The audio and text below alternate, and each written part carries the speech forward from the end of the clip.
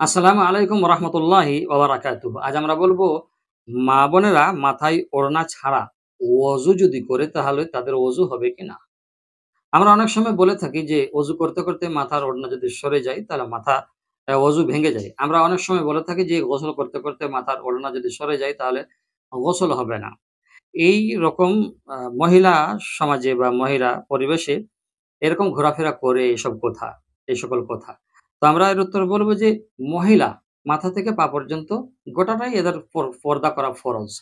কিন্তু আমরা মা-বোনেরা যখন অনেক সময় ওযু করে, তখন তারা মাসাহ যখন করে, তো মাসাহ করার সময়তে আপনি কি করবেন? মাথা না খুলে মাসাহ করবেন? মাথার কাপড় না তুলে?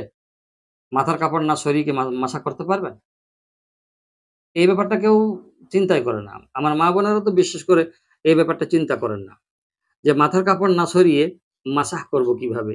তারা এই আঙ্গুলের মাধ্যমে কিরকম কি করে? তো যদি কারো মাথা খুলে যায় তখন কি বলে? যে, "তোমার অজু তো হলো না। তোমার অজু তো ভেঙে গেল। তোমার মাথা খুলে গেল।" হ্যাঁ, মাথার কাপড় খুলে বা মাথার কাপড় সরিয়ে মাসাহ করতে পারবেন, অজু করতে পারবেন, অজু হয়ে যাবে। তবে আপনাকে ধ্যান রাখতে হবে সেখানে যেন পরপুরুষ না থাকে। পরপুরুষ যদি না থাকে তো আপনি মাথার কাপড় সরিয়ে আরামসে অজু করতে পারবেন।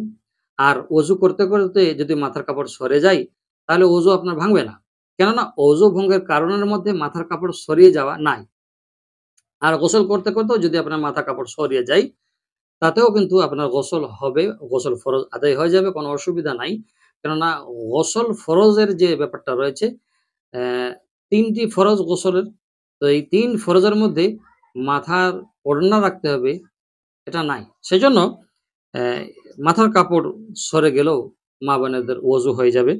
কোনো অসুবিধা নেই। আশা করব বুঝতে পেরেছেন। ভালো থাকবেন। আসসালামু আলাইকুম ওয়া রাহমাতুল্লাহি ওয়া বারাকাতুহু।